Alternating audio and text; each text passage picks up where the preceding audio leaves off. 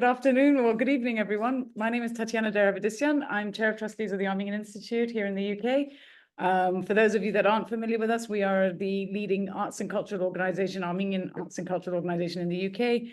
And our mission is to make Armenian history and culture a living experience. With us is our former Chair of Trustees, Becky Jenks, the Senior Lecturer at the Royal Holloway, and she will be leading today's discussion with Heather on British-Armenian and the geopolitical decision-making during the First World War. So over to you. Thank you, Tatiana. I'm really pleased that Heather is able to be with us tonight and speak on, I think, a topic that's coming back into vogue as well. It's quite an interesting one for us to think about tonight. So just to introduce Heather, she's the Professor of Modern and Contemporary European History at the University College London. She's also a Fellow of the Royal Historical Society. She's written an awful lot, but let me give you a couple of books. She's the author of Violence Against Prisoners of War in the First World War, Britain, France and Germany, 1914 to 1920, and also For King and Country, the British Monarchy in the First World War, and that was Cambridge 2021. So Heather's going to speak for about 45-50 minutes, and then there will be time for Q&A afterwards. So I'll encourage you all to be thinking as we're listening. So thank you very much, and over to you. Great. Thank you very much for that very kind introduction and for the kind invitation to speak this evening. This talk will focus on the geopolitical stakes that influenced British decision-making regarding the fate of Ottoman Armenians during the First World War and its aftermath. And if I could have the first slide, please. The next one. Yeah, thank you. The structure of the talk will be as follows. It will first outline the strategic factors which determined British responses to the Armenian Genocide before focusing in on the 1918 to 23 period to investigate the British approach to an Armenian nation state after the October 1918 Mudros Armistice, which ended hostilities between the Ottoman Empire and the Allies. The talk will trace the evolution of British diplomatic policy towards the Armenian question through a series of key post-war events: the Mudros Armistice, the Treaty of Sèvres, and the Treaty of Lausanne. It will set out how Britain ultimately adopted a mix of realpolitik and reconciliatory policies towards the new Republic of Turkey at the expense of British-Armenian relations. If I could have the next slide, please. So first, I'd like to talk about the strategic factors that influenced British responses in wartime to the genocide of the Armenians. And I'm focusing on the period 1915 to 1918 here. First of all, there were pre-war factors that came into play. The Ottoman Armenian minority was a well-established humanitarian cause in Britain before the First World War. And there was some British guilt after the war broke out regarding pre-war actions which had failed to protect the Armenians. The reforms that the Western powers had imposed on the Ottoman Empire in the Treaty of Berlin and the Cyprus Convention of 1878 and in spring 1914 created a sense during the war that the Allies before the First World War, by supporting reforms in the empire, had encouraged the Armenians and then left them very vulnerable in wartime. So there was a sense amongst decision makers of British responsibility for the Armenian plight and the responsibility to assist them. The Armenian genocide was also influenced, the British response was also influenced by the propaganda war during the First World War. The genocide was used in British propaganda, particularly to raise domestic support for the war. However, Britain's primary war enemy focus was on Germany, and the primary enemy was Germany in British eyes. All other enemy states were therefore subordinate to vilifying Germany in British propaganda. Thus, the Ottoman Empire was often depicted as a stooge of Germany or as carrying out the genocide under German influence. The genocide was also often likened to the German atrocities in Belgium. So these other factors in the propaganda war came into play in how the genocide was depicted in Britain. Religious mobilization was also a factor in British decision-making. In wartime propaganda, there was a depiction of a shared Christian identity, which triggered support for Armenians. The Archbishop of Canterbury, for example, emphasized the need to save the Armenians within the Ottoman Empire during and after the war. And this influenced decision makers. In terms of propaganda as well, the role of the United States was a significant factor influencing British responses. Due to its missionary outreach and large Armenian diaspora, the Armenian Genocide quickly became a major concern for the United States during the First World War. While the United States was neutral until 1917, this meant that the Allies, including Britain, instrumentalized the genocide as propaganda to try and draw the US into the war on the Allies' side.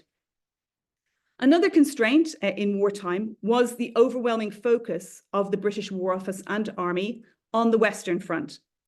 This took focus away from what was happening in the Ottoman Empire. In wartime, soldiers' lives were prioritized in the First World War over civilians. They had higher status in a war of attrition. They were particularly important in terms of the numbers of casualties. And the focus was very much on how many British soldiers were dying or getting wounded on the Western Front due to its scale. This limited the bandwidth in Whitehall in particular to consider other kinds of victims of war violence because the focus was so much on Britain surviving and winning on the Western Front. Another key factor was the way the war impacted and changed British strategic plans for the Ottoman Empire. Britain had traditionally supported the territorial integrity of the Ottoman Empire and pushed for internal reforms regarding its treatment of its Christian minorities. With the outbreak of war, however, and the Ottoman Empire becoming an enemy of Britain in a conflict, Britain found itself allied with Russia, which wanted to break up the empire. Russia dreamed of conquering Constantinople, and this radically changed British ideas about how to deal with the Ottoman Christian minorities. Now, the idea that they might obtain their own state, and this might be an advantage for Britain, came into the picture. Whereas it had not been a British diplomatic aim before. Britain wanted to keep the empire's boundaries intact to limit Russia before 1914. This situation was a complete geopolitical shift in Britain's position on the Ottoman Empire, but it did not long outlast the war conditions, as post-war Russia, this time under communism, rapidly became a British rival once again, necessitating in British eyes a strong Turkish state bulwark to stop Russian expansion. Additionally, in contrast to before 1914, the outbreak of a major war between the Ottoman Empire and Britain meant that the main states that had supported the Armenian cause, the outbreak of war obviously between the Allies and the Ottomans, it meant that the main states that had supported the Armenian cause in the Ottoman Empire before the First World War were now unable to access it and unable to access its territory. Russia, Britain, and France were powerless to stop Ottoman actions within the empire during the war, although they were well informed about them through neutrals on the ground. The defeat of the Allies' Caucasus and Gallipoli invasions highlighted how difficult it was to get military troops into the empire. And without military on the ground, the Allies could not do very much. Also, before 1914, the Allies had had financial leverage over the Ottomans due to their loans to the Ottoman state, and the war outbreak ended this power. The Allies' total blockade of the Ottoman Empire also ensured a widespread food crisis for civilians, and this blockade also made it very difficult for refugees to get out of the empire or neutral observers to get in. Those who were already there, however, were very good at getting information out. Another factor which influenced British responses in wartime was the question of refugees. The genocide caused a refugee wave that led to refugee camps in British-controlled Egypt, and later also in the British-controlled areas of the Middle East, as Britain, during the war, took more and more of Mesopotamia, which was modern-day Iraq. Now, the British Army jointly managed this refugee crisis with NGOs during the war, and there was considerable military spending on supporting these refugee camps. This was considerable aid, but it was also very expensive. And the British started to plan what long-term might happen to the refugees. Britain was faced with a conundrum in terms of what to do regarding where to transfer them to. Britain had declared Egypt as a British protectorate at the start of the war. That had greatly alienated the Egyptian population, which was very unhappy about that. And there was increasing discontent and instability in Egypt, and that was the location of many of the major refugee camps, particularly Port Said. A further factor was imperialism during the war. The 1916 Sykes-Picot Agreement had carved up the Ottoman Empire between France, Britain, and Russia. and later Italy was also allocated provisional areas too in the Treaty of Saint-Jean de Maurienne in 1917. These agreements were meant to be put into action in the event of an Ottoman defeat. None of them were particularly concerned about Armenia. And this highlights how, during the war, for the Eastern Mediterranean, the First World War was an imperial war for colonial expansion for the Allies, who were effectively rivals there. This also limited the reaction to the genocide in wartime, as the Allies were effectively already competing for power within the future Ottoman Empire area in terms of what they planned for after the war, and were deeply suspicious in wartime of each other's motives. The United States also never declared war on the Ottoman Empire, and this meant it was not part of the post-war armistice of Mudros or the peace treaties of Sèvres and Lausanne. And this meant that Franco-British rivalries in the East had no American arbiter in peacemaking, unlike the Paris Peace Conference. There was nobody to hold the French and British back from contesting each other effectively.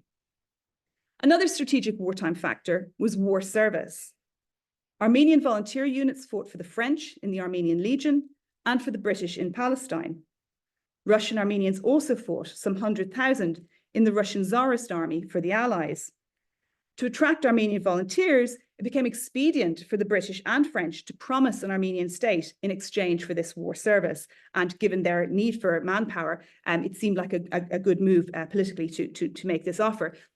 During the war, Britain made many offers of future home rule, homelands to a whole range of groups. If one thinks of the Balfour Declaration, or if one thinks of home rule for Ireland, or the offers made to South Africans, many of these did not come to fruition after the war. These promises were wartime promises. They were expedient, and they were very rapidly amended after the war ended in many cases. Another factor was prisoners of war. There was constant concern in Britain about the fate of British and British Empire prisoners of war in the Ottoman Empire, particularly for the around 13,000 British prisoners captured at the siege of Kotalamara in Mesopotamia in 1916, many of whom were Indian troops. There was fear of Ottoman reprisals against prisoners of war, and this was a big factor to some extent in restraining British policymaking. On the other hand, Britain also took large numbers of Ottoman prisoners who were not used as major leverage against the Ottoman Empire. But most of these prisoners were taken late in the war, so not actually in 1915, 1916, which was the fulcrum years of the genocide. British prisoners held in the Ottoman Empire provided useful eyewitness information about the genocide, as they saw Armenian civilians being taken into the mountains and Armenian bodies in the wells at Ras Al Ain, which is a major prisoner of war holding site in Syria. So British prisoners became useful sources of intelligence for Britain after their repatriation in 1918 to 1919. And further geopolitical factor during the war on British policymaking was the collapse of Russia into revolution from February 1917 and later into Bolshevik revolution in October 1917. This created a major geopolitical constraint for Britain. Its main priority after the February Revolution was simply to keep Russia in the war, to keep German troops occupied on the Eastern Front. After October, their main policy aim was to contain Bolshevism. And these aims began to clash with supporting any future Armenian independence. Now, in 1917, the Russian Revolution created a political vacuum in the Russian Armenian provinces, and a small Caucasus Armenian republic briefly emerged, which later, at the end of 1920, would be absorbed into communist Russia. In the paper, I'll refer to this state as the Armenian Republic for purposes of clarity. It's also sometimes known as the Yerevan state. In March 1918, the peace treaty of Brest-Litovsk between the Central Powers and Russia allocated some Russian territories with significant Armenian Russian populations to the Ottoman Empire, which then entered them in 1918. The Treaty of Brest-Litovsk in March 1918, and that leaves several months before the end of the war, during which the Ottoman Empire is moving into those former Russian territories with Armenian populations. And as it moves into those areas, it extends its policy of 1915 of genocide, and there are massacres and further refugee flights from those areas. The Armenians in those areas are driven out. The Allies' victory in October 1918, however, meant that the new Republic of Armenia was able to seize back the former Russian Armenian areas that the Ottoman Empire had obtained under Brest-Litovsk, which was essentially Kars and Ardahan. Now, this brings me to the evolution of British policy after the Ottoman defeat, the Armistice of Mudros, which took place on the 30th of October, 1918. And if I could have the next slide, please. Great, thank you. In late 1918, the Ottoman armies were short of supplies and suffering extremely high levels of desertion, and were defeated by the Allies, leading to the Ottoman Empire suing for peace. The British effectively rushed into getting an armistice with the Ottomans and did not push their military advantage very far at the moment of Ottoman defeat. They particularly wanted to get advantage over the French, and that was one of the reasons for going for a very quick armistice.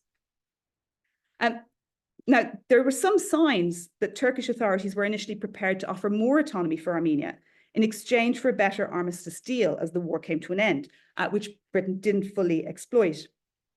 Historian Akabi Nasibian argues that 3 of 4 Turkish peace offers at this point agreed to Armenian autonomy. Likewise, the Turkish armistice request made via their most important British prisoner of war, General Charles Townshend, who'd been captured at the Siege of Kut, mentioned that Turkey is ready to give autonomy to occupied territory under the sovereignty of the Sultan.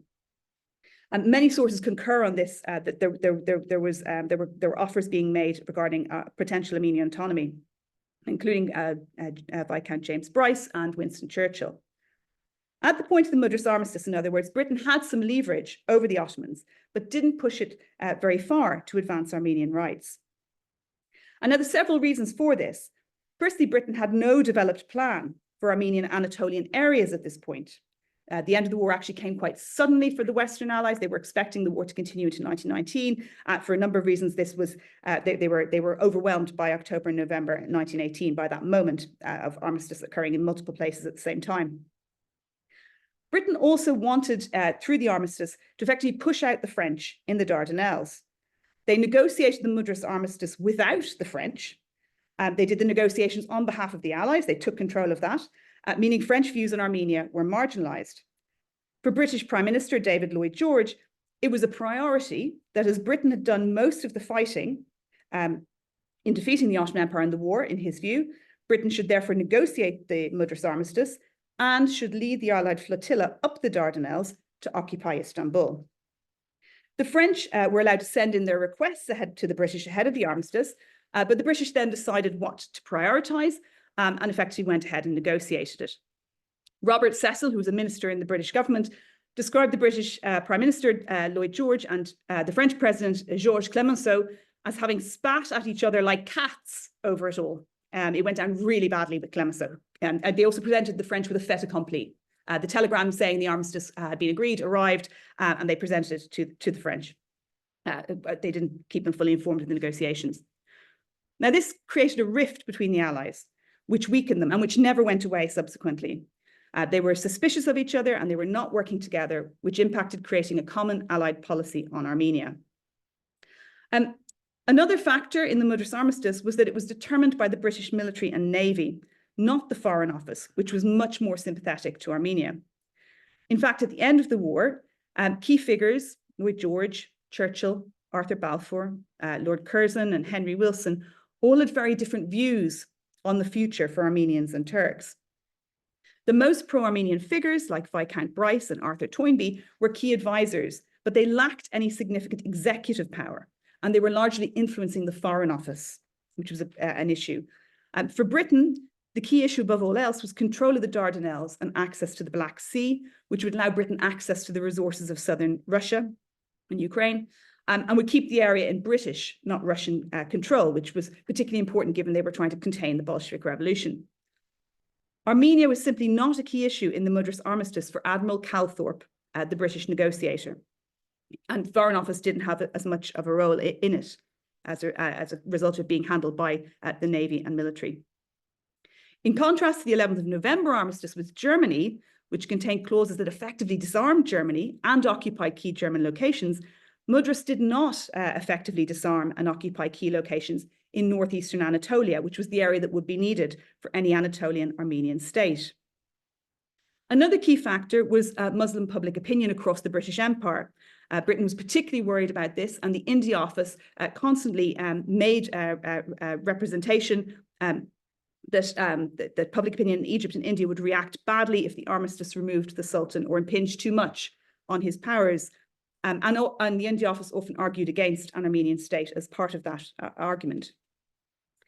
Britain's main priority after Mudros was also other areas which were oil rich. It was particularly focused on keeping control of Palestine, Jordan, known as Transjordan at the time, and Mesopotamia, modern-day Iraq, where there was oil. And oil was increasingly important at the end of the war as a resource for fueling shipping, particularly, and planes.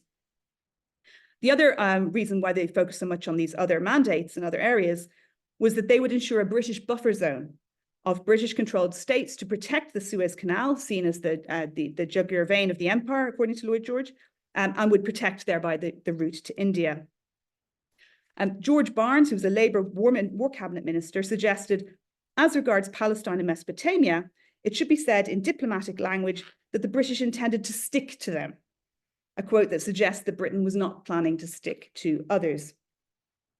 A further factor after the Mudros Armistice was that the British focused on war crimes trials for the Armenian Genocide and for mistreatment by the Ottomans of Allied prisoners of war, and took prisoner some of the perpetrators who were held on Malta before war crimes trials were held in Istanbul by the defeated Ottoman regime at the Allies' demand, and two figures were executed. The British focused in some ways more on these war crime trials in 1918 to 1919 than on actually securing the territory of a future Armenian state in Anatolia. A further factor was the refugee situation. The Mudros Armistice did not officially provide for Armenian deportees and refugees returning safely to their former homes in Anatolia. The idea was that this would be left for a future peace settlement to sort out. The one exception to this was that the Allied occupation of Cilicia, the area around Adana, did start repatriations to the Cilicia area. This was an area that the British had occupied in 1918 and then handed over to the French, in keeping with the Sykes-Picot 1916 carve-up of the Ottoman Empire agreement. And only a few troops actually remained in Cilicia after the handover to the French. The Allied occupation of Cilicia raised Armenians' hopes for an autonomous Armenian Cilicia under a French mandate, hopes which the Allies, including Britain, actively encouraged in 1919. The genocide had also created a demographic deficit for the Armenian case. When Armenian representatives argued for areas of Anatolia to be part of a future Armenia, these areas also had to be repopulated as well as being made into an Armenian state. Now, this was a challenge which no other post-war new state faced. They had to actually bring people back and repopulate areas where a lot of population had been killed or had become refugees elsewhere. This was an incredibly difficult challenge, and that also meant that from the British perspective and the French perspective, it undermined the Armenian claims because the people weren't there, and that was a factor later on, kind of realpolitik factor that came into play. There was a moral claim on those lands because of the genocide, but on the other hand, implementing population return was so difficult that it presented a really major difficulty to turning these areas into an Armenian state. And the genocide also meant that these areas were very unstable, and there was a question of the British were concerned about the danger of revenge attacks, looking to the example of Kars, where the Armenian Republic had taken the territory with the Allies' victory in 1918, and where some Armenian bands, which were out of control and ill-disciplined, pillaged and committed atrocities against Muslim villages. So there were questions of revenge attacks, which was concerning the British as well. After the Mudros Armistice, a multinational Allied force occupied Istanbul to control the city and the straits. The Sultan was still in place, but was controlled by this international commission. But the Sultan's regime was hemorrhaging control of Anatolia, and the Allies were not in control there either, creating a major power vacuum, which was deeply problematic because that obviously created all kinds of aspirations, first of all, for territorial expansion on the part of a whole range of different groups, and also on the part of some of the other allies, such as Greece and Italy as well. This brings us to the Paris Peace Conference. And a further factor in this moment for the British was that the Allies' victory over the Ottomans saw the hopes of Armenians for a nation state raised greatly. And the British were unsure about the scale of this.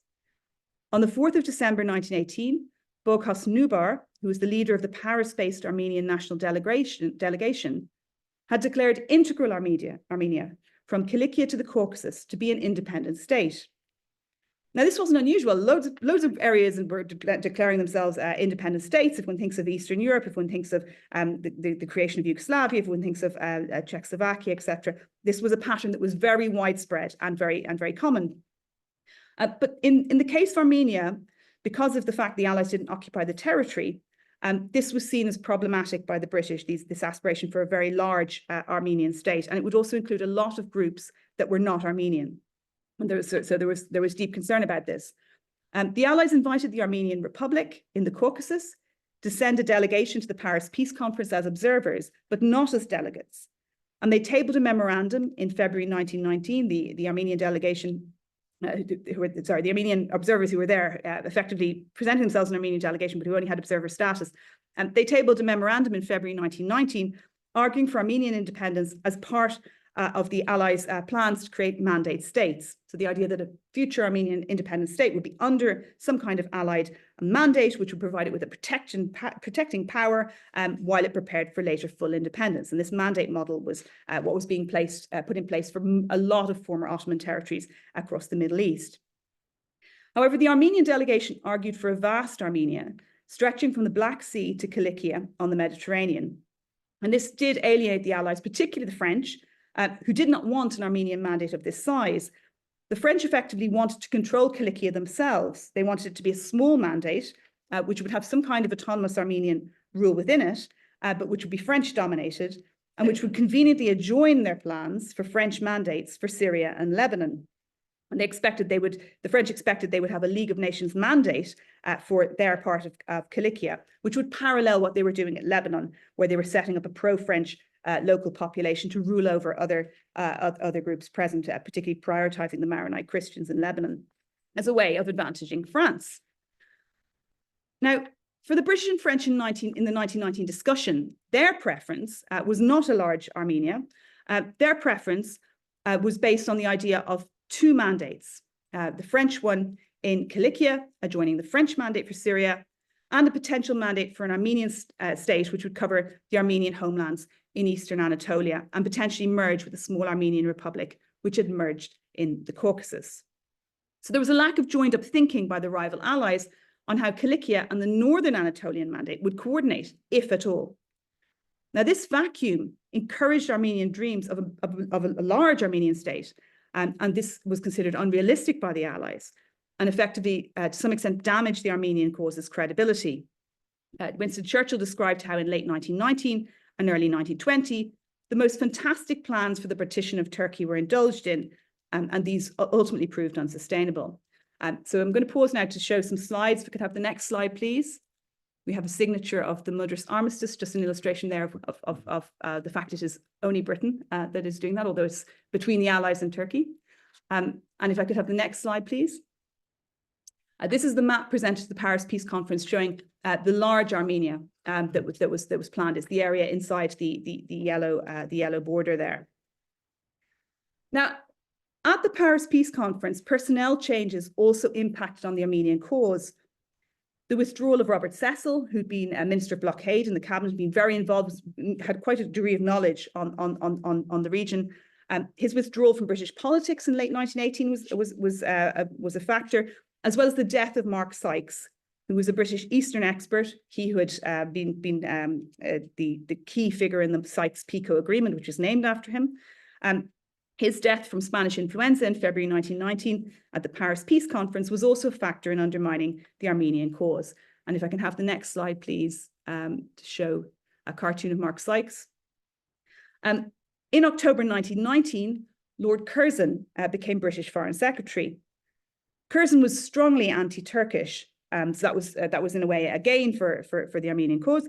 But he also clashed constantly with Lloyd George, who was Prime Minister, over who controlled foreign policy. And this constant conflict over who was actually in charge was a real problem because it undermined any kind of coordinated, coherent British policy towards a future Armenian state.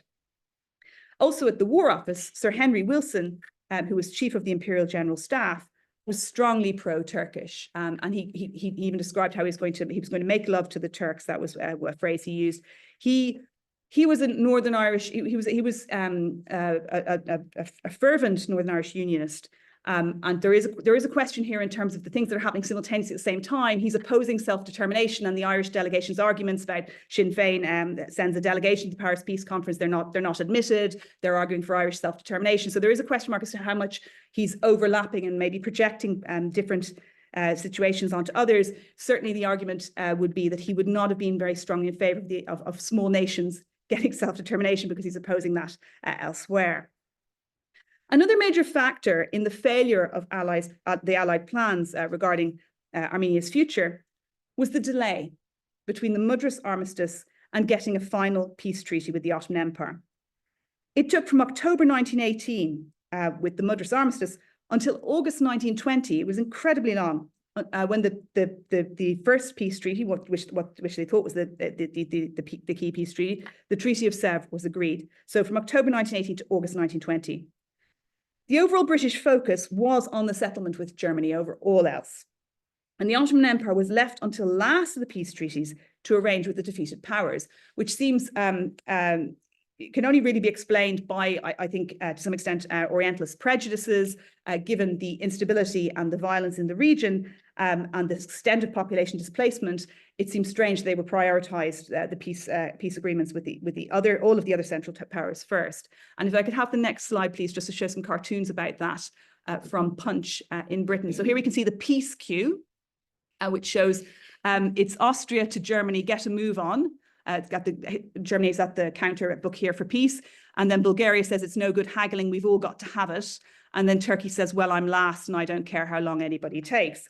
So you get the impression here, it's a sense of delay. This gave time to Turkish nationalist forces to mobilize under the effective leadership of experienced First World War General Mustafa Kemal against the Allies' occupation of Cilicia and against the Armenian Republic in the Caucasus. It also allowed the Turks to channel arms to the Azerbaijanis to also attack the Caucasus Armenian Republic. And Lord Curzon's policy was also an issue here. His policy was to apply force to Turkey in Europe and achieve consent regarding the future of Turkey in Asia. And this again aggravated the power vacuum in Anatolia, because getting that consent from the Sultan's regime was taking time, and it didn't have authority in most of Anatolia at this point. The Allied Supreme Council took until the 19th of January 1920 to formally recognize the Caucasus Republic of Armenia as a de facto government in the Caucasus, but with its boundaries still to be agreed. And this delayed Armenia, in the Armenian state in the Caucasus, being able to get diplomatic representation and aid overseas and loans, which was a key issue. And if we could have the next slide, please, which shows Lloyd George, and again, this idea of the peace treaties. From triumph to triumph, Mr. Lloyd George, I've made peace with Germany, with Austria, with Bulgaria, and now I've made peace with France. So there's only Turkey, Ireland, and Lord Northcliffe, who was the press baron, left. So again, a kind of jokey mood about this. I mean, given the actual realities of violence against civilians, particularly, and the horrific conflict and the refugee crisis, it all seems rather jocular. So again, there's this interesting mood of what's going on here with shifts in public opinion. This isn't any more about war barbarism. This is all about diplomatic triumph. Now, the delay in a firm peace settlement also invited further expansionist states to act in the Ottoman Empire, who were not focused on the Armenian issue. In April 1919, the Italians occupied Adalia, which had been promised to them when they entered the war through the 1915 Treaty of London. In May 1919, the Greeks, at British urging, occupied Smyrna, modern-day Izmir, and its hinterland. Oliver Baldwin, who was an adventurer and the son of Stanley Baldwin, who was prime minister later during the Lausanne conference, went off to fight with the Armenians in the Caucasus. And Baldwin described how at Adalia, the Italian soldiers were doing a roaring trade by selling their arms and ammunition to Mustafa Kemal's agents. And that just illustrates the porous nature of these occupations. They were not, the Allies were not militarily rigorous at all in controlling and taking control of the space and disarming the local populations, which allowed a nationalist Turkish insurrection to really get going in these areas. These occupations also in 1919, before the peace treaty of Sèvres had been agreed, hugely inflamed Turkish public opinion and further radicalized attitudes against the empire's Christian minorities. Cilicia's situation also changed during the Mudros Sèvres delay. And one of the things here was that by 1920, the French had came under sustained attack by Kemalist Turkish nationalist forces within Cilicia's borders and along its borders, and an internal insurgency as well by Turkish and other locals. The few remaining British troops were unable to provide much aid, and there were also revenge attacks by Armenians on some Muslims. In French 1920, the French were forced to withdraw from the city of Marash, suffering heavy casualties, and the Armenian population there again suffered massacres. Colonel Wedgwood, the MP in the House of Commons, asked if the British government could send some of our fleet from the Black Sea and send it to the Cilician coast to prevent the massacre of Armenians, but was told that this was not possible as the fleet was needed to implement the Allies' blockade of the Bolsheviks in the Black Sea. And this again highlights how already, in terms of, again, managing public opinion, those supporters of Armenia are being sort of channeled away from this issue, even in Parliament. The focus is now very much on Bolshevism and containing Russia. In this way, we can see this change of mood. And ultimately, the French forces were too weak to hold Cilicia and were driven out by late 1921. In the delay between Mudros and Sèvres, facts on the ground also changed in the Caucasus. By 1919, the War Office became much more focused on the new Caucasus states going back to the Russian Whites under General Denikin, who the British were supporting in the Russian Civil War, and they wanted them to become part of Russia again. And once Denikin failed, the War Office turned to a strong Turkey model, again, as a way of containing Bolshevism. The British also rejected leaving arms when they withdrew from the Caucasus at this point. They rejected leaving arms to arm the Armenian Caucasus state. So again, that shows the limits of the military commitment. They were not prepared to fund military support. The Allies also faced a refugee crisis, and if I could have the next slide, please, which will bring us to that point. Thank you. And the question of how to handle Armenian refugee repatriation. Now, having so many refugees within British-controlled territories, Mesopotamia and Egypt, did create an incentive to ensure there was an Armenian state for them to go to. British financial retrenchment was the priority, and funding refugee camps was very expensive. Michel Touzan's work on this has shown the sheer scale of British military support for refugee camps across the Eastern Mediterranean. Britain was shrinking its army. It was trying to cut back. The Treasury was pointing out the scale of war debt Britain had taken on to win the war and the need to demobilize troops to save on army funding. And this meant there weren't troops available to occupy lots of places. And again, those that were available were being sent to the oil-rich mandates. This also affected refugee provision. In June 1920, the cabinet decided that for Mesopotamia, the repatriation of these refugees was to be expedited to the utmost extent, but in a memorandum for the cabinet regarding Armenian and Assyrian refugees there, Churchill noted that repatriation had been implemented too slowly and how little progress had been made towards, and I quote, getting these people off our hands.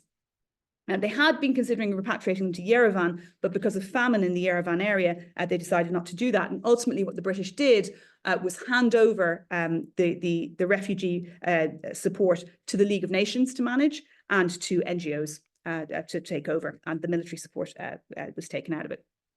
Now this brings me to the Treaty of Sèvres, and if we could have an image, please, to show the planning for Sèvres. You can see in the Treaty of Sèvres, there's an American zone in some of the planning. This was roughly where the Anatolian Armenian mandate was to be located. Now, the problem with planning Sèvres was it was quite difficult for the Allies to agree on who would take charge of a future Armenian mandate.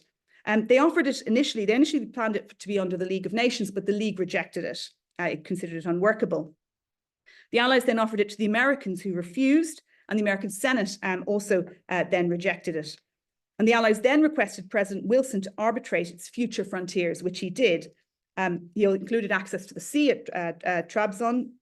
And this plan was effectively that perhaps the initial plan was that perhaps this zone in Anatolia would merge with the Caucasus Armenian Republic. The Sèvres Treaty was signed by two Armenian representatives, one representing the Anatolian Armenians and one representing the Armenian Republic in the Caucasus. And interestingly, Britain did not consider taking Armenia as its own protectorate. It was quite worried that taking this mandate might provoke Russia into a conflict with it.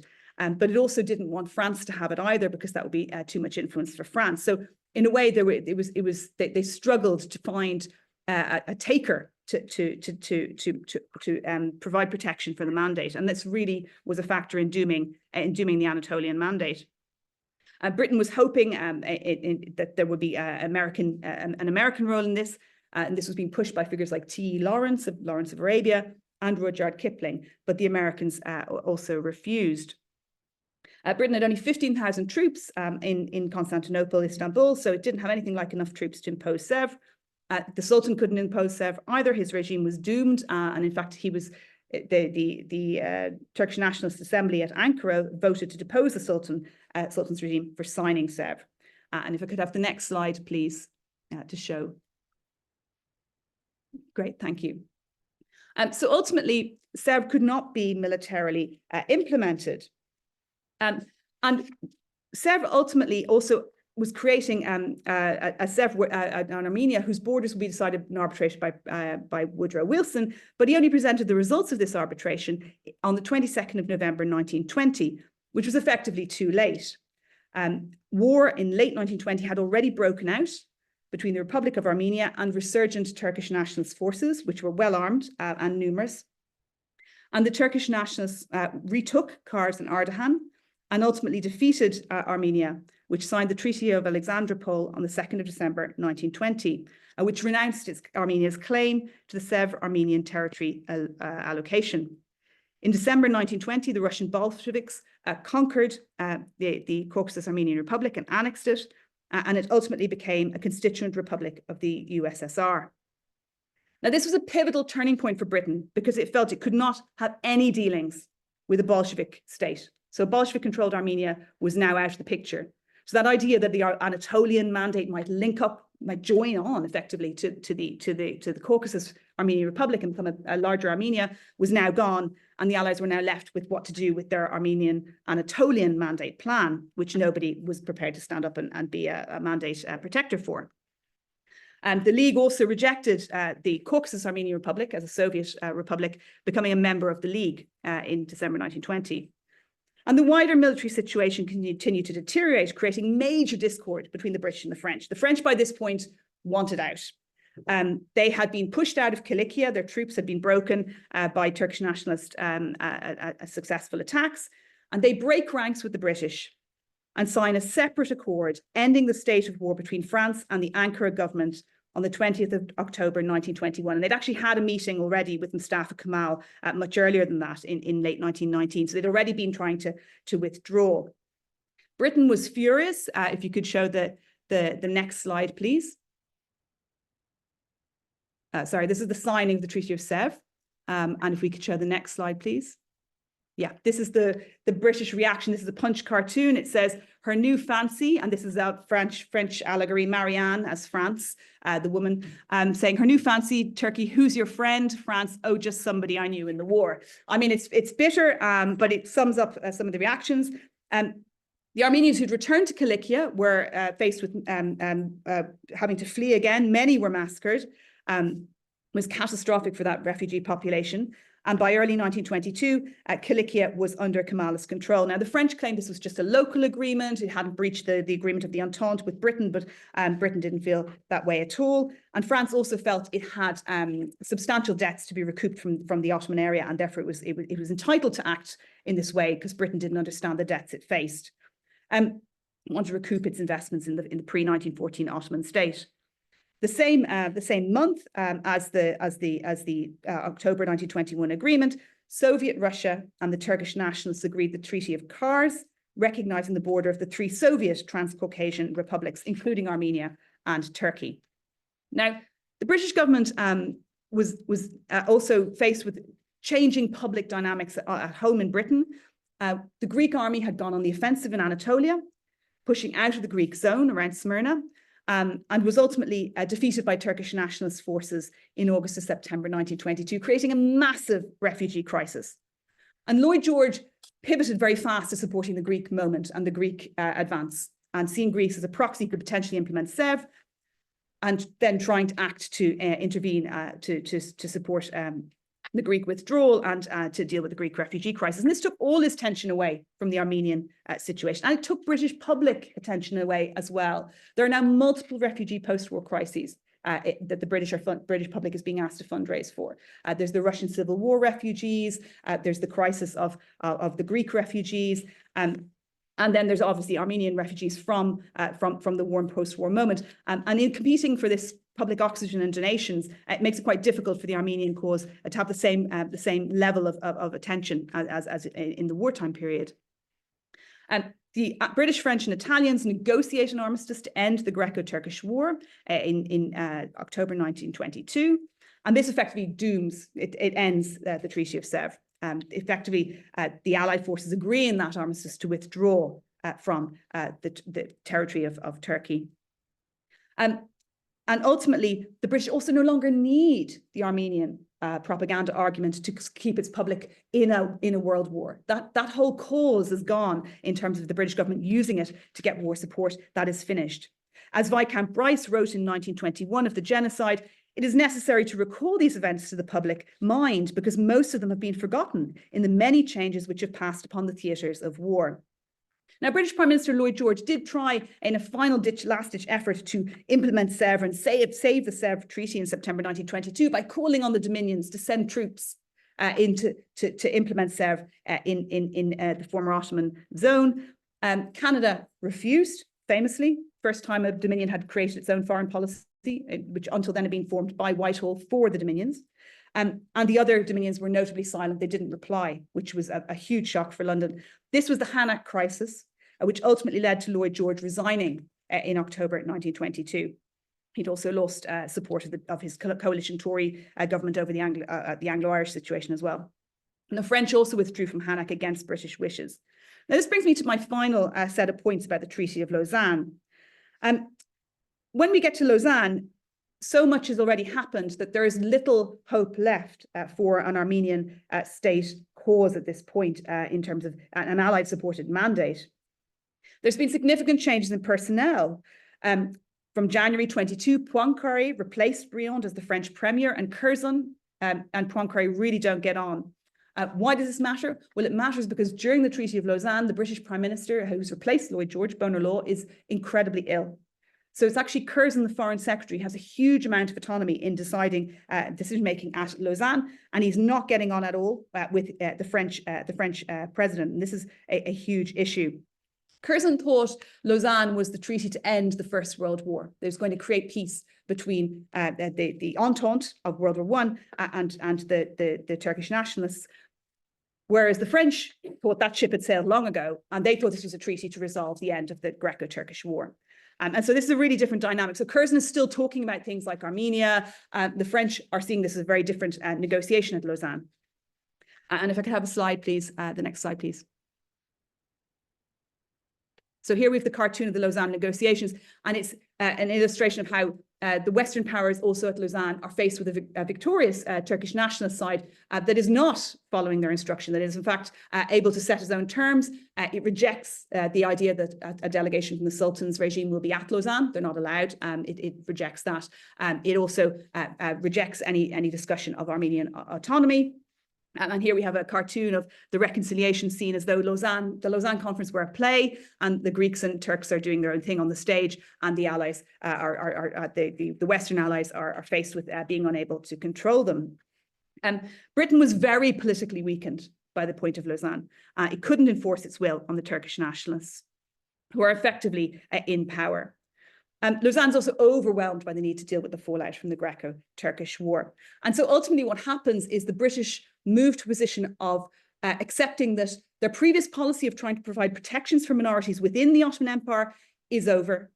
And what they now need to look to is a policy of exchanging minorities, which is what ultimately is part of the Lausanne Convention, and also transnationalizing the problem by passing it all over to the League. The League will now deal with minorities. The League will have a 1925 minorities agreement. It will no longer be Britain that will deal with this. It makes it transnational. And this is argued by Amy Grubb and Elspeth Murray in particular as well. So ultimately, on the 24th of July 1923, the Treaty of Lausanne is signed. There was no provision for an Armenian state in the Western Anatolian area. Can we see the next slide, please? Thank you. This is the Turkish delegation, just an illustration there. And here's the image of the Lausanne Agreement. As Winston Churchill stated in his memoirs, history will search in vain for the word Armenia in the Treaty of Lausanne. The government publication of the treaty as a parliamentary paper in Britain included 3 maps. All were of Turkey's western border with Greece and the Dardanelles. There was no map of the east at all, which I think is quite telling. The new Kemalist Turkish state, which became the Republic of Turkey officially on the 29th of October 1923 in the Parliament at Ankara, was effectively the victorious power at Lausanne. And if I could have the next slide, please. So this brings me to my conclusions. Effectively, the end of the First World War in many ways radically changed Britain's need for the Armenian cause. It no longer required it for war propaganda or even to justify an Eastern Mediterranean war effort, which had been something that had been played for some of those who favoured a kind of Eastern end to the war, attacking via Gallipoli to try and knock the Germans out by going up through the Ottomans and into Bulgaria. And it's not needed for those purposes. It loses its instrumentalization. It becomes a moral question solely, and in realpolitik, those don't always carry the same weight. The Allies also failed to back up their pledges to the Armenians during the war in the post-war period with any real military force or to supply Armenian forces in the Caucasus so they could defend themselves. The mistakes made in the Mudros Armistice proved very costly. The haste that agreement was come to meant that the British didn't push their leverage as far as they potentially could have. The initial Allied occupation areas were too small to enforce the Allied victory. Sèvres was effectively doomed from the armistice. The armistice with Germany was much more militarily harsh in terms of dismantling the German army. By the time the Allies, through Greece and Greece's expansion out of from the Smyrna zone, tried to control more of Anatolia, it was too late. The Turkish nationalists had rebuilt an army, and this attempt to control Anatolia proved impossible. The rivalry between the British and the French greatly weakened the Armenian post-war position. And it was a constant problem, not least because the Armenians had to keep deciding who they were listening to, the British or the French, and the two sides were not working in concert and actually had their own aims and ambitions for control of the region and their own agendas. And they were working against each other as hostility between Britain and France increased. And the fracturing of power was destabilizing for negotiating peace. There are multiple actors here. It's a very difficult international relations situation. On the Turkish side, there was the Sultan's regime and the Kemalist regime. There's some connection and overlaps, but they are separate. They are separate actors towards Britain. And on the Allied side, the Allies had become rivals: Britain, France, Italy, and Greece. Armenia's future too was split between the Armenian Republic of Yerevan, the planned Wilsonian Armenian Mandate area in Anatolia, and Allied-occupied Cilicia. And this weakened its ability to consolidate. There were 3 moving parts to what was going on here in terms of creating a future Armenian state for the Allies, about which some of these Allied decision makers knew very little. They're reliant on their advisors, which is also problematic. Russia also overshadowed everything above all else for the British. They were terrified of the spread of Bolshevism. They were focused on defeating Bolshevism and when it wasn't defeated in the Russian Civil War, containing it above all else. And if that meant a strong Turkish Republic, that is what they went for. And a further factor in all of this was the fact that the British also wanted reconciliation in terms of access to the war graves on the Gallipoli Peninsula. And the Republic of Turkey acts very shrewdly in this regard and does a lot of effective outreach in terms of speech making and supporting British access and visits to those war graves, and also searches for the missing, because there's a huge number of war dead who are simply missing, and their families in Britain and its empire are agitating for Britain to sort things out with Turkey so they can go and find out what's happened to their loved ones. And again, remember, I said soldiers' lives were prioritized over civilians, particularly over what we're seeing as foreign civilians in Britain in terms of the war dead. And therefore, that reconciliation over Gallipoli and the war dead is a hugely important part of this story in the interwar period that mattered to Britain. And Britain also really viewed Kemal's modernizing reforms in Turkey very positively, particularly as it was seeing Turkey now as a bulwark against Bolshevism. British NGOs did continue to support Armenian refugees, but that was mainly those who were not in the Yerevan state. The Yerevan state was seen as suspect, tainted by the Russian Civil War and by its proximity to Bolshevism. And ultimately, British Turkish rapprochement in the interwar period was very effective, and it silenced also the voices of those British prisoners of war who'd been mistreated and who were actually also wanted some compensation for that. It became expedient to focus on a good relationship with the Republic of Turkey. And ultimately, Oliver Baldwin, son of Prime Minister Stanley Baldwin, wrote in his 1924 memoir of his time with the Armenians at the start that he wanted readers to remember one thing specifically: how Armenia, by throwing in her lot with Great Britain in 1914, lost over 1 million of her population, had her country taken away by force, and leaves some 100,000 exiles wandering over the two hemispheres, suffering for the trust they placed in the word of a great nation. Ultimately, realpolitik for Britain in the interwar period overcame wartime promises to Armenia, particularly once the war had ended. The major structural factor that was creating that dynamic disappeared, leading to a return to the idea of a strong Turkey keeping Russia in check. Thank you. Thank you, Heather, for your time and your work. I'm just going to hand over to Tatiana for a couple of closing bits, and that will be that. Yeah, thank you. Thank you very much, Heather, for a wonderful talk. There is going to be some wine for anybody that wants to ask some follow-up questions, but maybe give Heather a chance to drink some water and get her thoughts back.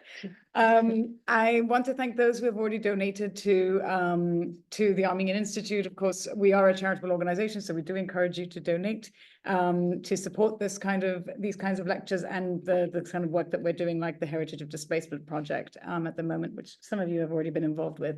Some future events for your calendars. We're excited to be co-hosting an event with the National Liberal Club and Gladstone Library, celebrating the relationship between Gladstone and Armenia on the 19th of May. Tickets can be purchased through the National Liberal Club website. We have a talk with Caroline Eden on her book, Green Mountains. So she's walking the Caucasus with her recipes on the 3rd of June, and that will be at the Armenian Institute. We have a history writing working shop. These are very popular and they sell out very quickly, so do visit our site for that. And then our two final events before the summer period is a talk by Thomas Simmerjan Dolan, who is a historian based in the US, and he looks at locating Armenia in the Middle East, and that will be on the 18th of June. And then we will be celebrating LGBTQ Pride Month in June with exploring 10 years of queer Armenian writing on the 26th of June online, and that will be online. Thank you.